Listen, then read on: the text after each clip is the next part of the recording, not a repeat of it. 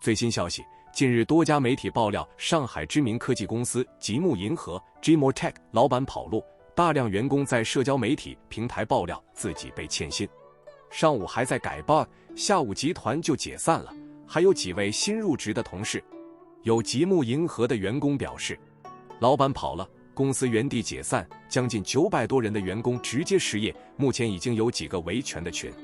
消息人士透露，该公司老板在国外玩金融，亏损了62亿，近1000名员工2个月没发工资，公司直接宣布破产。我的天哪，这么神奇吗？从南方都市报获悉，有员工报警后的受理回执显示，最早5月24日上午9点，吉木银河老板陈群已开始失联，去向不明。5月26日下午6点，报警员工去老板陈群所在的别墅中寻人时，发现该地早已人去楼空，仅在一个房间内留了一张 A4 打印纸和一个 U 盘，纸上写着陈群无法兑付投资人的钱合计62亿，最终选择逃避。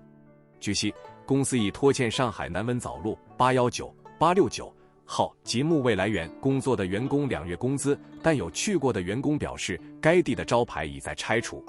值得一提的是，昨天上海南温早路的吉木未来园区贴出了一张公告，近期公司正在进行相关情况梳理工作，所有员工如无必要，请不要进入公司园区。一位员工透露，2024年4月9日，公司发全员通知，原定于10日发放的3月工资延迟到15日发放，到15日又口头通知4月份工资要到5月24日发放，24日又口头通知改到27日下午3点。5月27日下午，几个部门负责人在开会，当时神色就不太对。一名在吉木科技公有云产品运营岗的员工称，会后他们通知员工，集团的投资人已经跑路了，现在集团没钱也发不出工资，明后天不用来上班了，今天就可以把东西带走。5月30日回来拿一下离职证明和欠薪证明。该员工还表示，事实上吉木科技一直在拖欠工资，惯例是每月10日发工资，但今年一直在逾期支付工资，每个月月底才会把上月工资付清。然而今年4月的工资一直没有发，目前拖欠4月、5月共计2个月的薪水。南方都市报的调查显示，2个维权群的人数已经超过800人。吉木科技合伙人、营销总裁乐意疑似昨天还被堵在了吉木未来园门外。从目前曝光的信息来看，更多的聚焦于吉木银河科技公司的情况。对于这样一个听上去名气很大，但是在业内知名度并不高的公司，如何能败光62亿元，感到很难理解。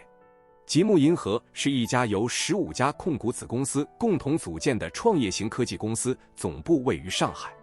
公司拥有1000余名员工，其中高水平技术研发人才超800人。吉木银河以创业孵化加创新赋能双轮驱动的商业主营业务，涉及元宇宙、人工智能、大数据、云计算、AIGC、金融科技、隐私计算、物联网、医疗及宠物等多领域。